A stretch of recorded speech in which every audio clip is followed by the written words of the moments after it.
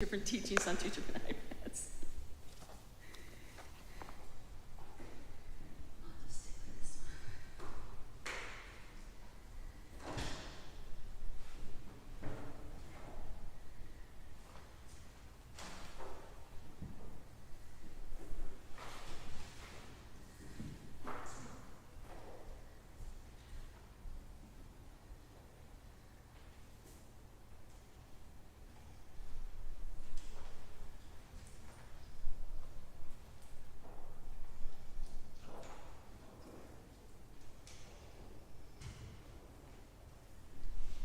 Do you want me to do a test?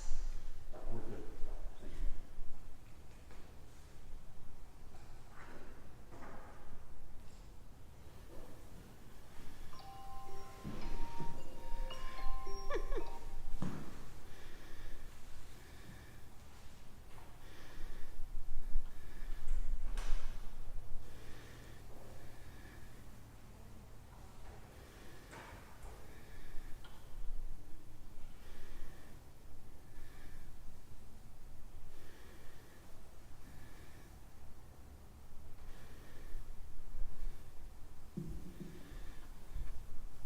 Greetings, everyone. My name is Cathy Lamo Jackson. I haven't really taught here for over 2 years because of COVID. I'm so used to being at home in my pajamas and running to the bathroom whenever I need to. So this is going to be rather new for me, and I apologize if this is a little rough. First, before we begin, I just thought for a moment I'll introduce what we're talking about before everyone makes it in. About a month ago, I taught on a class called the 7-Branch Prayer, Part 1, and today will be Part 2. And I'm going to be introducing you of a special prayer, or I would just say a type of device that really teaches us how to accumulate merit. And I'll talk about why that's so important.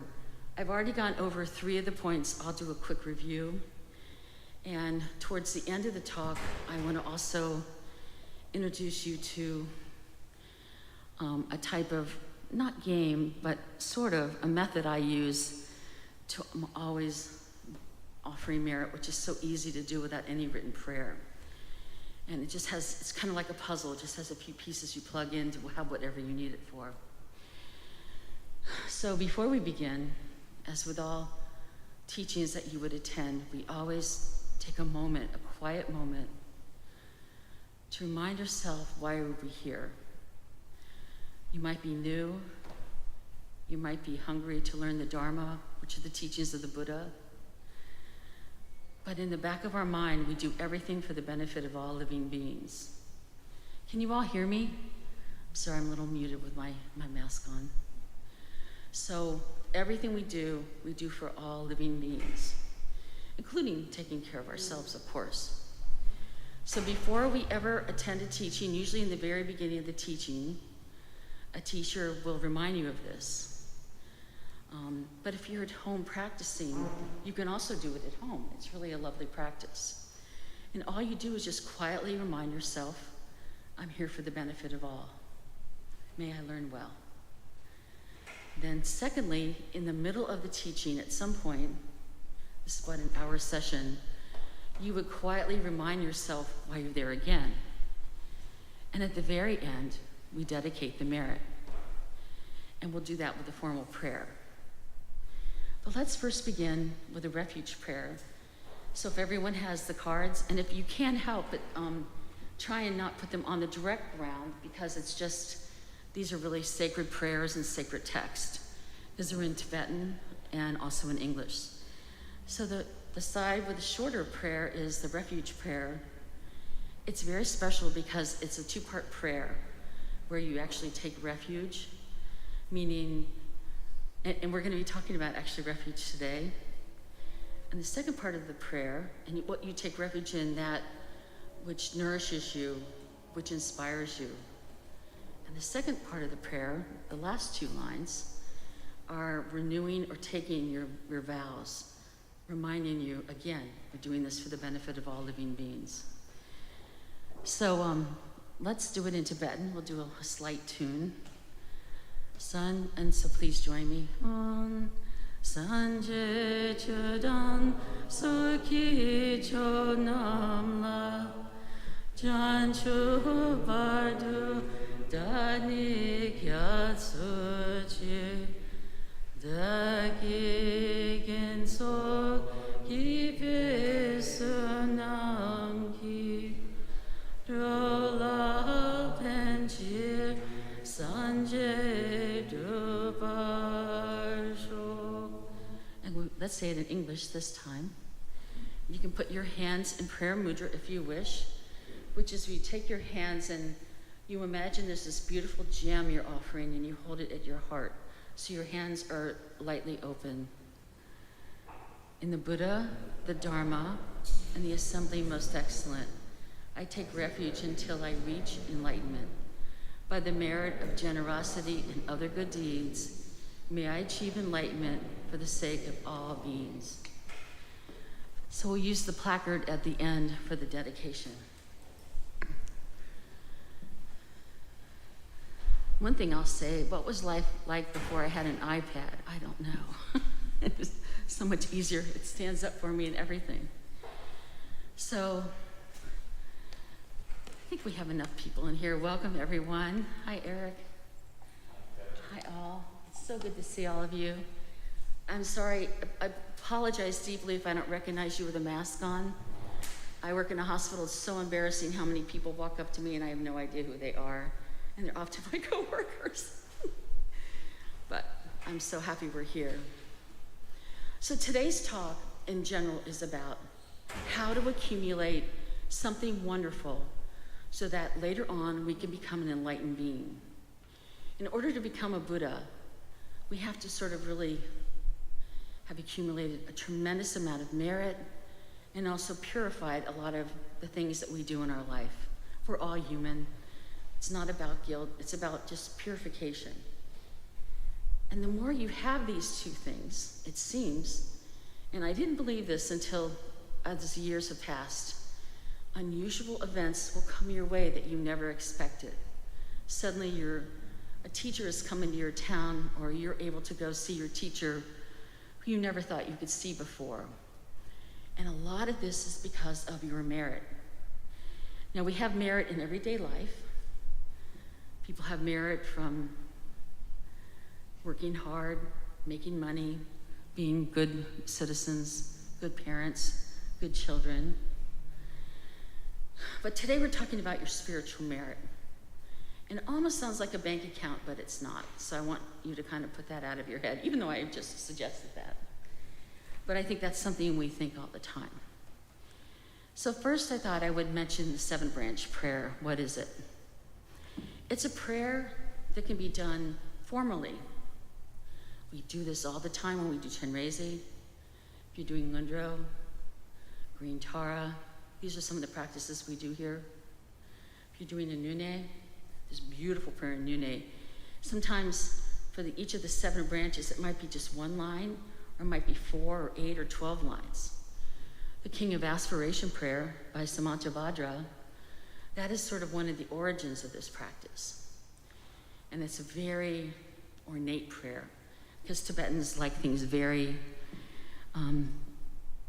very rich in their words. But today I'm going to read a very simple part of the prayer. And there's many versions of this. And this is something you can do at home, when you wake up in the morning, when you go to bed at night. When you see an act of kindness, you can say this prayer. And you don't necessarily even have to use all parts of the prayer. It's really amazing how it works. So let me first introduce you to a short version of it. Reverently, I prostrate, prostrations is number 1, or homage, with my body, my speech, and my mind, and present clouds of every type of offering, actual and mental. I confess all my destructive actions. The Karma calls them misdeeds. I like that much better. Let's go back. I confess all of my misdeeds accumulated since beginningless time. I rejoice in the virtue of all holy and ordinary beings. And the next two are unique. Oh, please have a seat anywhere you like.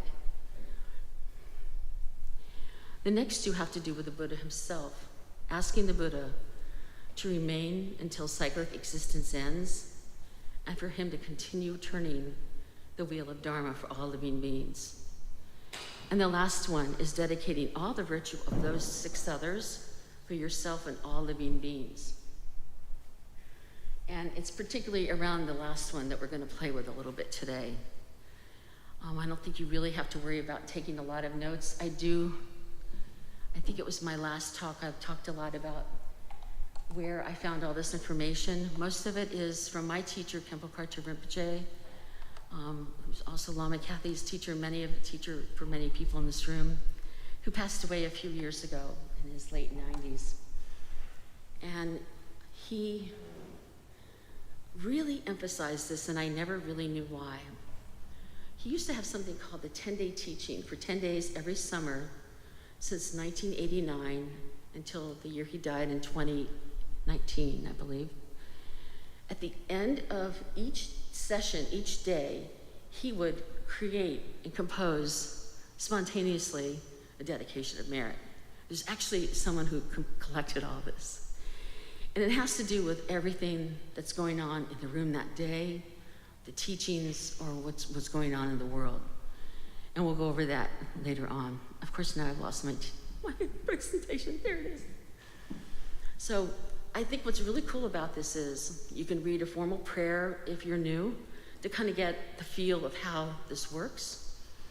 Or for me, I do what's called the lazy person's Dharma. Whenever I see something wondrous, I offer that immediately for all living beings at all times. And by doing that simple action, and I'm very ordinary, I can assure you of that, it brings a special type of merit with it. And it also changes your heart, so you become much more connected with everyone. You start seeing the good in everything instead of what's wrong. So it's pretty powerful. So I'm going to first tell a story about Lama Cathy and I, and then I'll get into the material. The first time I was at our monastery with Lama Cathy was probably 1988. It was a beautiful fall day. The monastery is in the mountains of the Catskills. You can see the mountains in the background. There was a mist on them. And the road all the trees had a light touch of mist. They're mostly evergreens, which I love. Particularly I love hemlocks. So they droop a special way, which I just love. And I mentioned to Lama Cathy how beautiful it all was. And she stopped me right there in the road. There was no traffic. And she said, well, you know how she does this? Well, you know. Rinpoche says, whenever you see something beautiful, you're to offer this up for all those that may have never seen that type of beauty, that may not have had this moment, this aha moment of resting in that beauty. And I said, okay. I was really pissed. I'm sorry. I forgot. Pardon me, I'm so sorry. I was miffed. I thought, how dare you take away my moment of being in the woods? But it's like one of those songs you can't get rid of in your head. I thought about it the whole week I was at the monastery, and then finally had an interview with Rinpoche, and he always just laughs, and of course gives me, I can't remember what he said, but he basically said, this is how it is. You're not to hold on to everything from now on. You're to experience it, offer it, and let it go, and then keep moving forward. So, because of Lama Cathy's kindness, I'm certain I'm here today. And so, let's just do a fun exercise this very moment. This is a very new building. I can't imagine, some of you might have come in a little late. I've never taught in this new building before. This is my first Sunday here. I work in the medical center, so I'm not always available during the daytime. I can't tell you how many events I went to the last 5 or 6 years. I would be at the monastery. There would be people I've never seen in my life, hundreds of people from Taiwan, and hundreds of Tibetans, and they were all there bidding on Khenpo Rinpoche, and Khenpo Rinpoche was giving away all of his Dharma items, his bells, his Dhammaru, everything for us, for Columbus KTC. And Lama Tom, who many of you know is one of our resident teachers here, there's Lama Cathy, Lama Tom, and Lama Adam. Lama Tom called me about a week before this event and said, you know, I think you need to come with me to go to the monastery. And I said, no, I don't have any money right now, I can't travel. And he said, don't worry, it'll all be taken care of. There was nowhere to stay there because it was so crowded with high lamas. And I didn't know at the time, but the Karmapa was there giving Khenpo Rinpoche a long life empowerment, a 2-day empowerment. And at the end of day 2, somebody tapped my shoulder. And we were not like this. We were touching each other's knees. There were no cushions. It was packed. But it was amazing.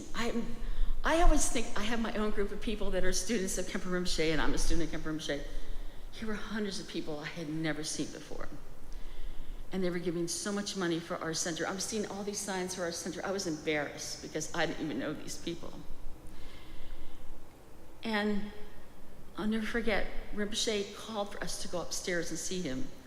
Lama Tamai and Sue Ellen Steinmetz was with me. We went upstairs. It was a break time, and Rinpoche was sitting there. He had a red dot on his forehead of Cinderu from the Karmapa, had just given him all these different blessings, even of his body. It was amazing to watch. Actually, I was all the way in the back. I could watch it on somebody's camera. But there was Rinpoche, and he said to us, I've tried to give you everything I can for your center. This is the last thing I can really give you. And he handed me this little packet with really pretty paper. And when we got in the car, we found out it was $10,000. This was for the center. I was so nervous to even go to the restroom on that trip. $10,000 in my pocket. But what I'm really driving to, and I'm a very long-winded person, this center has had thousands of people donate to who we are now, thousands, that you can't even imagine how many people have sacrificed for us. Even our own members, our board members, spent years making this happen. And all the builders, all the meetings everybody was in on. So this is an example of how to dedicate merit. So for a moment, you can close your eyes, and I'll just show you how it's done. May we dedicate the merit of all of those that have so generously given in the past, present, and future to Columbus KTC, to all Dharma centers. May they continue to flourish and be active, and may that generosity go where it's needed. And so that is an example of a dedication of merit, very simple. So later on today, in the short talk, I'm going to invite, if anyone wants to get up and do a dedication of merit. Let's keep going. So let's go through them. There's homage, which is taking refuge, or which is taking refuge, I should say, acknowledging that the Buddha, the teachings of the Buddha, called Dharma, the community, ordinary and enlightened, are all to be revered. And quite honestly, on a much bigger scale, all living beings are to be revered, as they've all been our parents in past lifetimes. And in this practice, particularly, especially in certain Galupa sects, they actually do prostrations while they're doing this entire practice. We normally just chant it. But that was the first one, homage, or taking refuge, or prostrations. So the next time you're doing Chenrezi, or Ngundro, or one of your practices, I want you to play Where's Waldo? Where's the 7-branch prayer? You'll always find it, because it always starts with prostration, and then you can go from there. Next, we have offerings. These are real and imagined. So if you have tremendous money, as in ancient times, people would build structures like this. An individual family might do that, or build monasteries, or build stupas like the beautiful stupa we have outside. And here the offerings this time were done by the thousands of people that have touched this building. You can also offer beautiful objects such as flowers, incense. You could also do it mentally, offering people's virtue, as I said earlier, seeing acts of kindness. These are usually first offered to the Buddhas and then to everyone else. And what if you have no money? No problem. we have the mental ones, right? So you can easily sit there and imagine, use your imagination. We have such an amazing time where we see so many computer images that have really trained our mind how to be, I think, much more creative than ever before. So offer that up. Or if there's something that really inspires you, or if you're working with someone that is having a difficult time and suddenly they've really pushed forward into something more beautiful and transparent, offer that up. Wherever you see anything worthy of offering, it doesn't have to be to a Buddha, it can be to all living beings. Right now, particularly because of the war going on in this world, we should also think of all peace. If you have a quiet house, you have a contented life, a life that has water and food and no warfare, you offer that up to those that are suffering at this time, praying that their suffering will be over immediately, and that the countries that are causing this, may they stop. We always pray for both sides of the coin.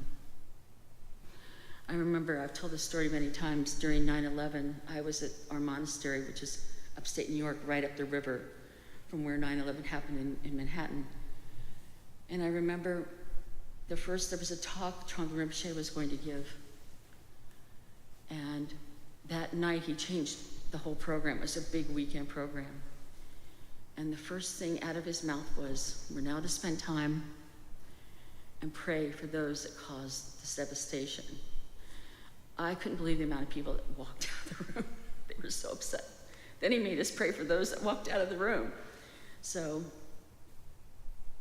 this is a place where you get to stretch spiritually, stretch to what you think, how things should be and how they really are, and then offer everything up. It's just amazing. So we talked about confession. First we talked about homage. Then we talked about offerings. For some reason, I always like to flip offerings and confession. I think there's different orders, so this is why. So I had a talk about 2 months ago on confession. There's a lot of debate on that word, confession. Essentially, we're taking a very honest look at ourselves, realizing I've done a lot of misdeeds in this lifetime, maybe nothing major, but we have no idea what we've done in the past. No idea. So in this lifetime, if we're fortunate enough to have met Buddhism, have met a virtuous life, had virtuous family, and we're still doing things. I'm talking little things, but these little things make a difference. My pet peeve of myself is, you're at work and everyone's talking about someone.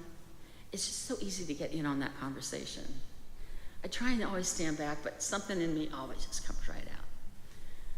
So that's called, using my speech incorrectly. So with confession, we're trying to purify our body, our actions of our body, our speech, and the way we think.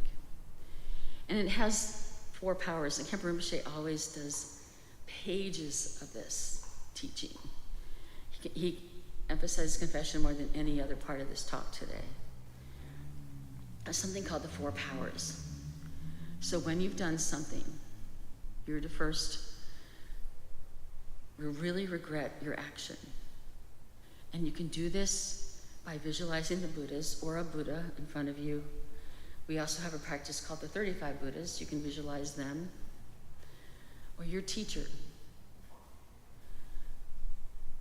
And you actually confess the deed. So first you have the feeling that I really need to regret this. Then the support is your teacher. And if you can, you resolve never to do that again. And lastly is the act of confession, which is very simple. Read a prayer or just in your heart. I think a lot of our practice is just done with ourselves, talking to those that, doing self-talk and then doing our prayers to the Buddhas and Bodhisattvas, either a formal, canned prayer or an informal, spontaneous prayer. So that is the practice of confession. So why don't we just take a moment. If there's any action you wish to confess, you can be just take a small one. Did I judge someone? Was I kind of rude when I was driving? Did I cut someone off in terms of a conversation? Was I angry? So you just look at that honestly without any guilt, no guilt.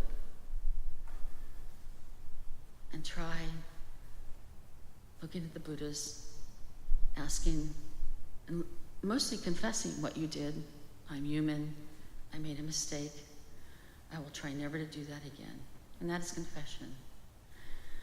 Thupten Chodron has a great talk on this where she talks about guilt. I love this talk. She said, how many of you in this room, by the way, have ever burned your hands on a stove or a pan? So when you burnt yourself, did you have guilt?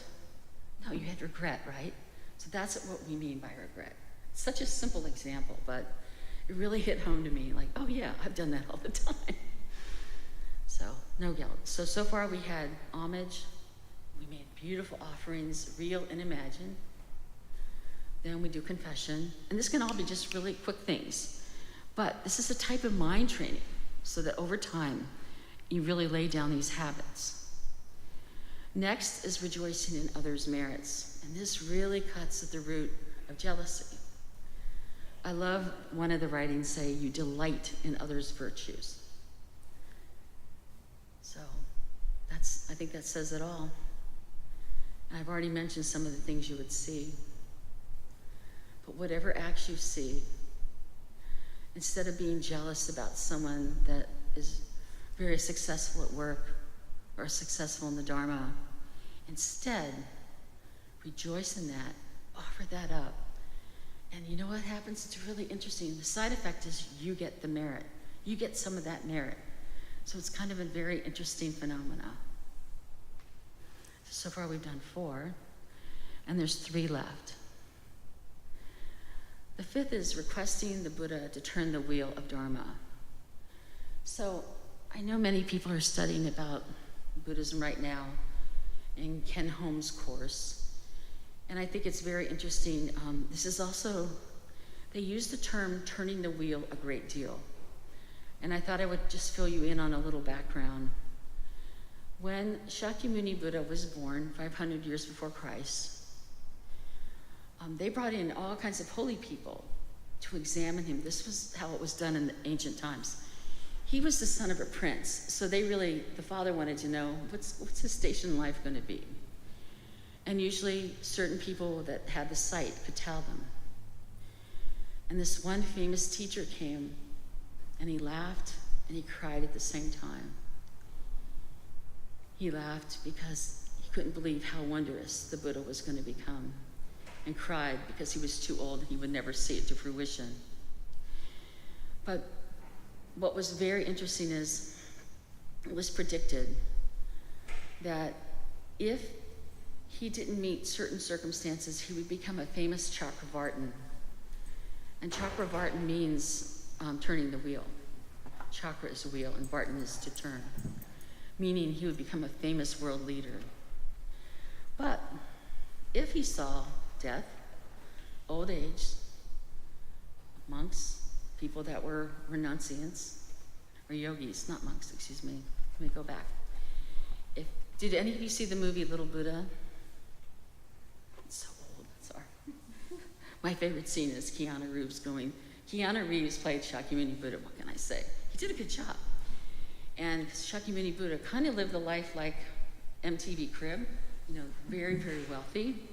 Extraordinary wealth, a type of opulence we can't even imagine. And he's coming through the gate, looking out. He finally was allowed outside of the palace gates, and there he suddenly saw somebody that was very old. He didn't even know what he was looking at. And he turned to his servant and said, "What is this?" And his servant explained, "Oh, that's called aging." And he was appalled. Was rather in shock.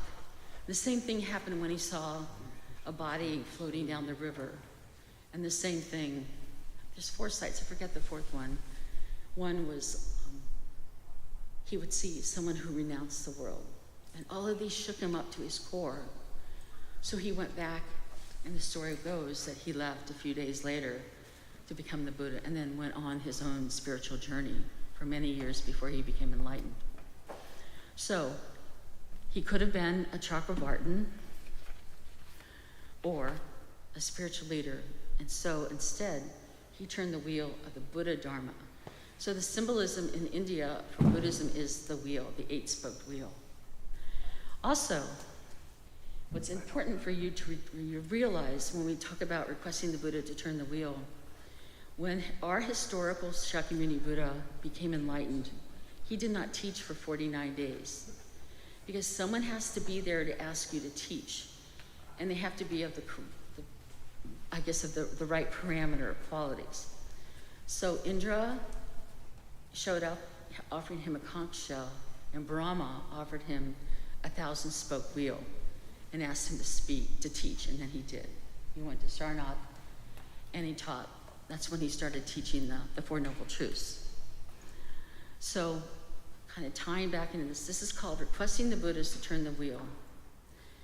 So all of us students are very diverse in our abilities, our interests, and we need different approaches. So the Buddha taught many different styles. We call it Hinayana, Mahayana, Vajrayana. But it's important for you to know that's very much on purpose. And it's on purpose. A lot of you will go to some teachings and you'll completely absorb it, and others, you don't even know what they're talking about. Just give it time, is my opinion. So Buddhas are omniscient, and they hear all of our requests. If they do not feel they're needed, they will no longer turn the wheel of Dharma there and go to another realm and teach. So it's very important for us to ask them to keep teaching. It is said, we are here today at Columbus KTC because somebody did this for us in the past. So let's just take a moment, make that aspiration. May all of those in the future receive the teachings of the Buddha, either of this era or the next Buddha Maitreya. We do not have Shakyamuni Buddha here, but he's still part of our history. So we're very fortunate. There will be times when there not be a Buddha. So that's why we pray for that.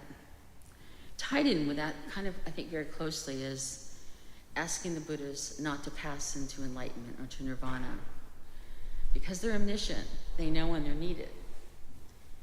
And if sentient beings aren't ready or committed to the Dharma, then they will move on somewhere else where they're requested.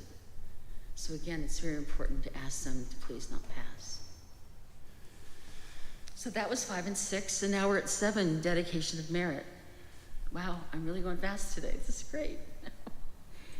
And dedication of merit is so special. It is usually done at the end, often as of an event like today, we will dedicate the merit.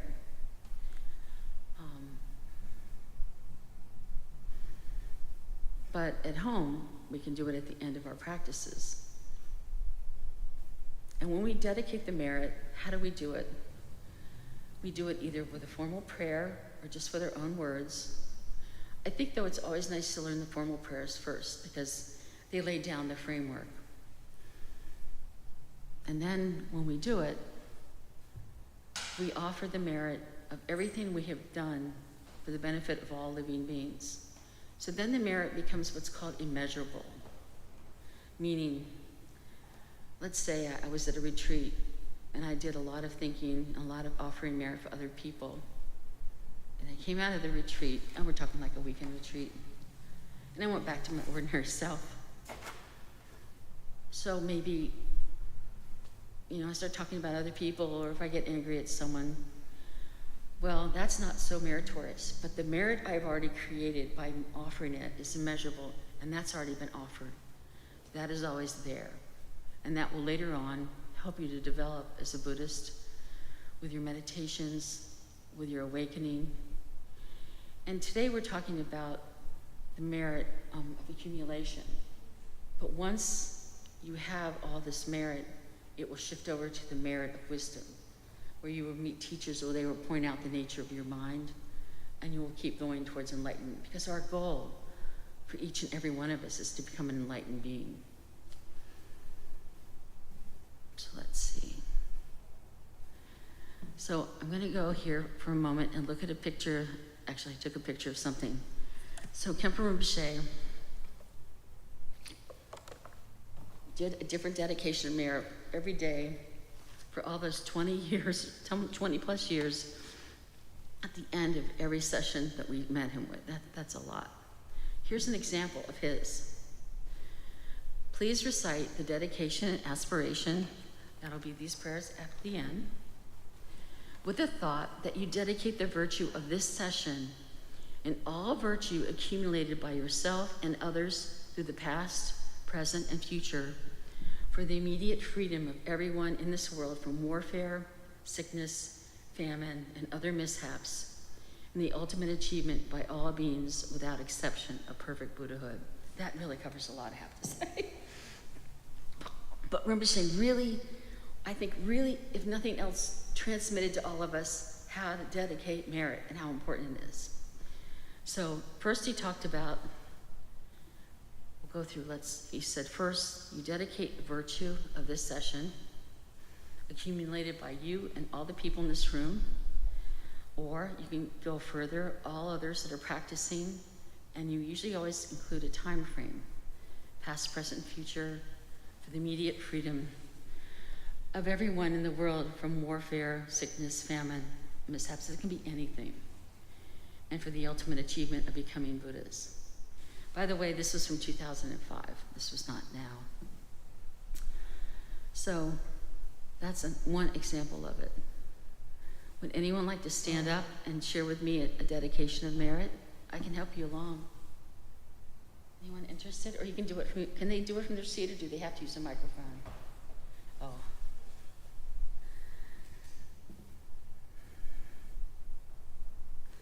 Well, maybe before I finish, and we do that, I think the most important thing from this practice is for you, whenever you come to the center and you listen to a teaching here or in the beginning course, please keep going with your training. It's wonderful to come here, and I really rejoice in that. But there's so much information out there now, online, my gosh.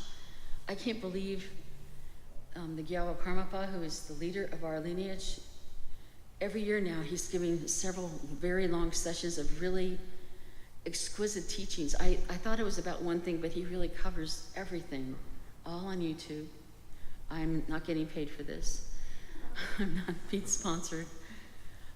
Not only him, but there's just, and so if you go on YouTube and look up Seven Branch Prayer, there's several beautiful teachings by Karmapa, by the man who founded the Shambhala books. What's his name?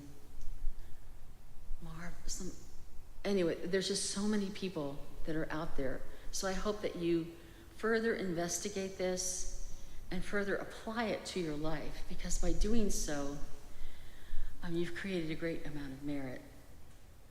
And by doing so, it will improve your life, not just with your practices, but with everyday living, because it makes you much more aware of your actions. So if all of this is too involved, too many steps, I think the biggest thing to take away from today is just dedicate any goodness you see in your life, wherever you see it. I'm sure today when you leave here, you're going to see an act of kindness somewhere in this building. You'll see something on the road that'll be really positive and maybe negative.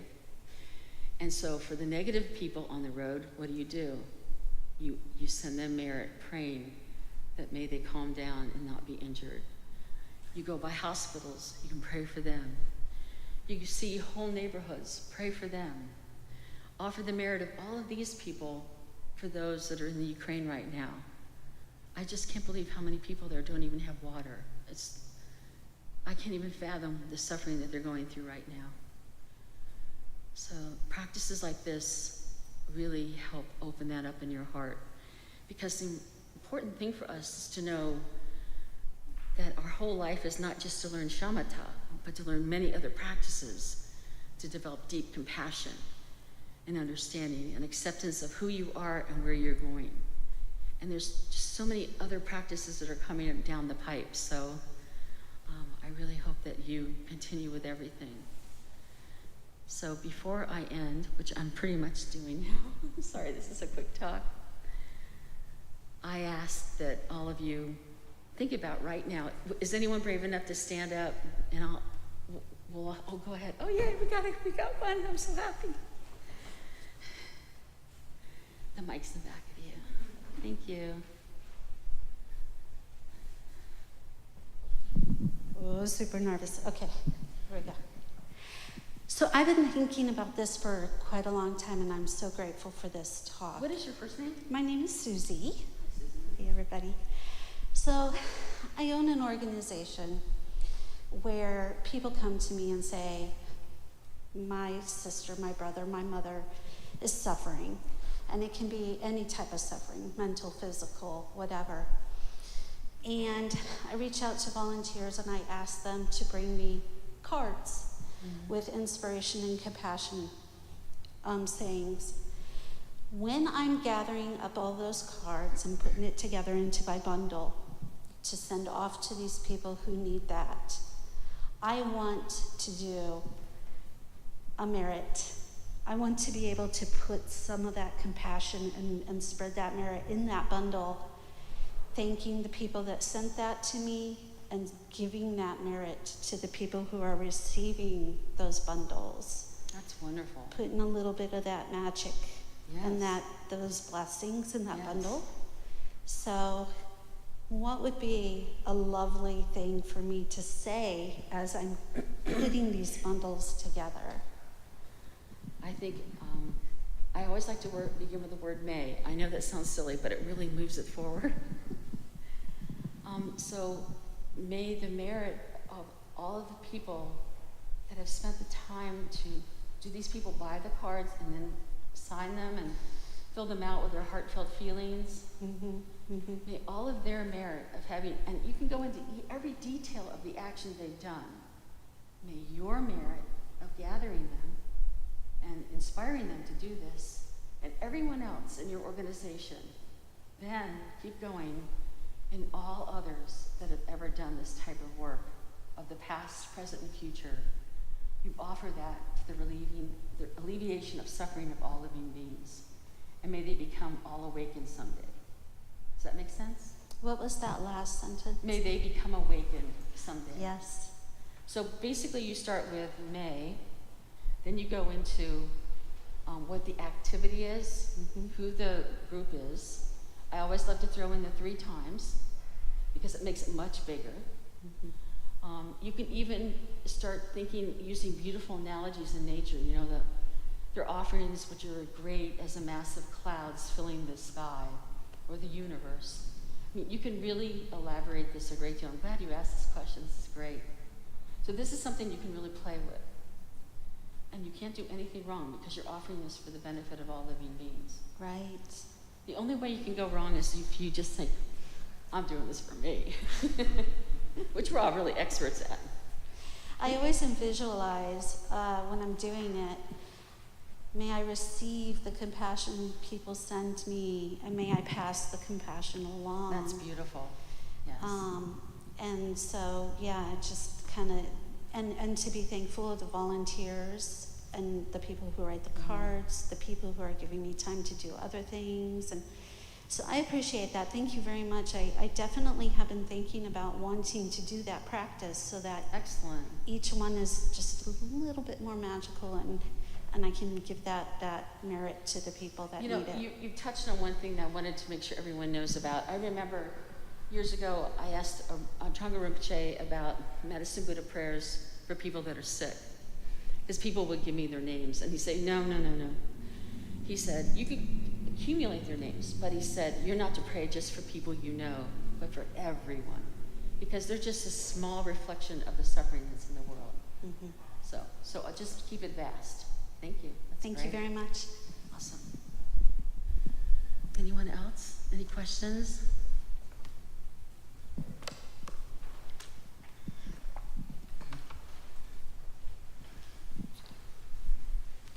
I have a hard time understanding people speaking on a mic with their masks on, so maybe there's someone else in the room that's similarly afflicted, so I'm just going to pull it down. Could you say that again, Tim? I didn't hear what you said.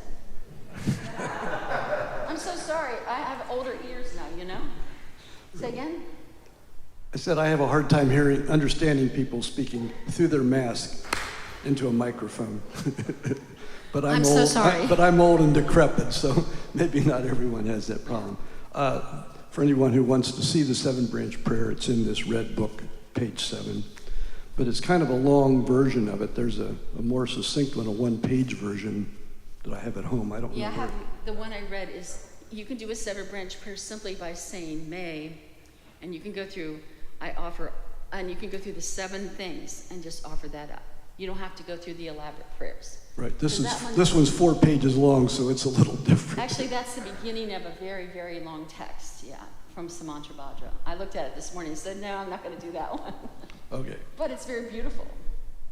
Yep. So, the 3rd branch, I think, is where we confess, our misdeeds and think about the suffering that we've caused ourselves and others by doing that. But what I think gets shortchanged in all of this is the following branch, which is the rejoicing in the merit that we typically think of the Buddha and the Bodhisattvas but it also says an ordinary people. That's right. Of which we are a member of that group.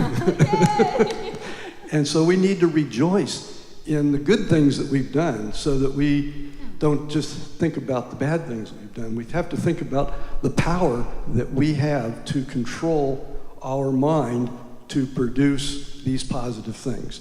And it's really important to reflect on the good that we've done so that we kind of know what that feels like and what motivated us and how well the others felt about what we did. I mean, it's not just the negative side, it's the very positive side. So it's in here.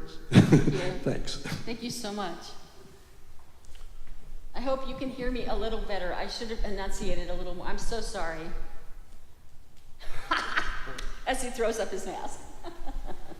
So here's an example of how this prayer can help you in your life. I go to the Park of Roses, and I spend the whole time thinking about which rose is the best one and most expresses me, and which one I would like to have in my house, and how I could go buy this. And it's very exhausting being me. So instead, once I had this teaching, I would go and say, I should offer this to the teachers and the teachings, like all, not just Buddhist teachings, but all psychological teachings that might help me overcome this greedy mind.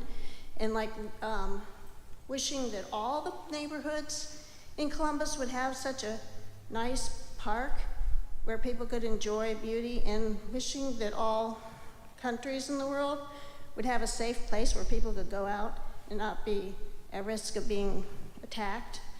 And that's beautiful. And maybe offering all the roses, because they're all beautiful. Yeah. All the roses, Winnie. And also gratitude for all the workers who develop these roses and plant them, and the volunteers that bring it about. And it just goes on and on. It does. You can just go down the list of this prayer and apply it to a visit to Park of Roses. Thank you, that's beautiful. This is a great prayer if you have a little OCD, because you could just keep spinning. Is there anyone else? Hey, Eric. Hey, Cathy. Hi, everybody. Is this the peanut gallery? You guys are just sitting here. I love this. We have chairs now over here. Yeah, they're nice. So, first of all, thank you for a wonderful teaching. And I dedicate the merit of this teaching to everybody's enlightenment. May we all get it without a moment to lose. Following along that, I want to embarrass you just slightly. When I was first coming to KTC, Cathy Lamo kind of took me under her wing, especially when we went to KTD. And she was in charge of scheduling appointments or interviews with the lamas that came through. And I was a little bit, I tend to make molehills out of mountains. So mountains were coming to the mountain, and I was like, hell, I'm grateful for the teachings and all that. She said, you've got to go talk to this guy. I'm putting you in there. She did. It took me a lot. I mean, she had to do that for me 3 times before I ever figured out how to do something like that for myself. And so I want to say that spirit that you caught first time you came up the hill, seeing the loveliness of the trees, and Lama Cathy giving you the teaching of dedicating that.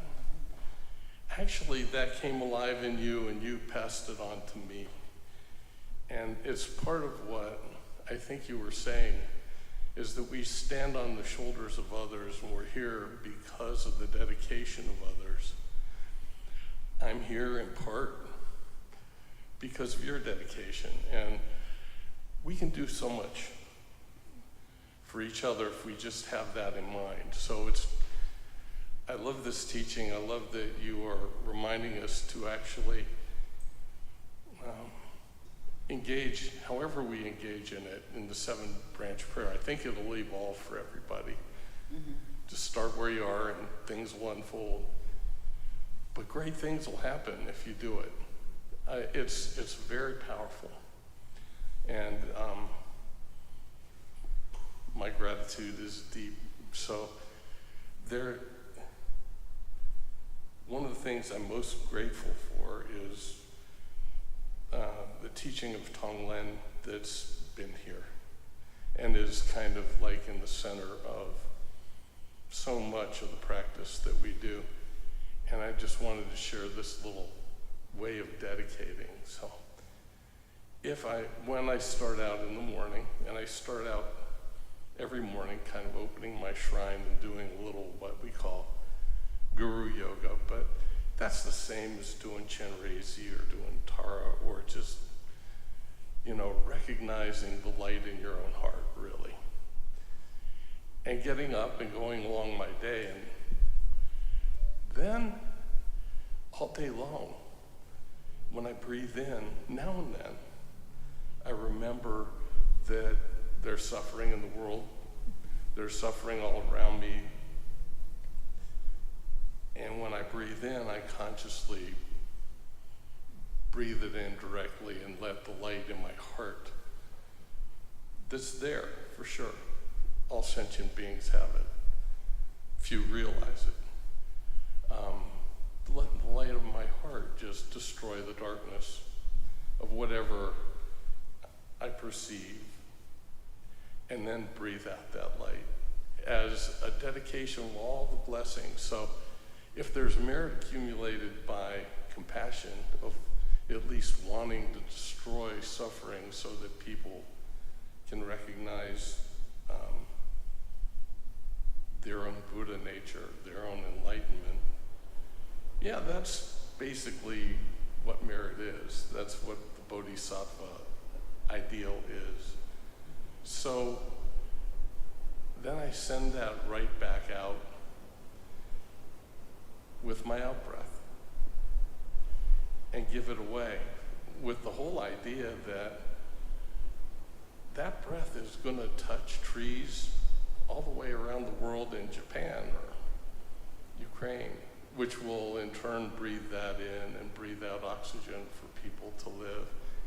And if they can have this teaching, which is why I started the way I started, you made sure I got this teaching. If they can have this teaching, they too can, no matter what their circumstances, allow it to be dissolved by the light in their own heart. And so, for me, if I can remember this throughout my day, and sometimes I can't, sometimes That's I can't. Beautiful. There's a dedication going on all day long, and it involves whatever I can possibly be aware of. So I just want to share that, and thank you. Thank you so much. And many of you don't know this, but Eric works with the prisons and also I work with a lot of people as they're actively dying, and Eric is always there with me, and we're a team.